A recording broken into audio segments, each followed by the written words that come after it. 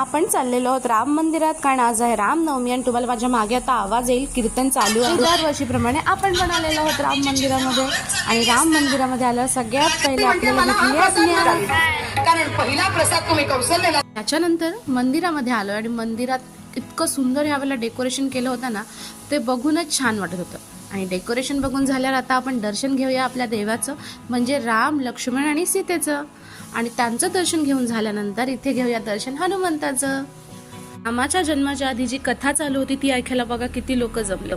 जग त्याला माहित नाही, दर्शन घेतो आणि मग पुढे जातो. म्हणून सूर्य एक क्षणभर थांबला आणि त्या क्षणी आश्रमात अयोध्येमध्ये 3 राण्या प्रसूत झाल्या. कौसल्येच्या उदरी वैकुंठ पीठ जन्माला आलं. तो दिवस कोणता? तोच आजचा हा परमभाग्याचा दिवस.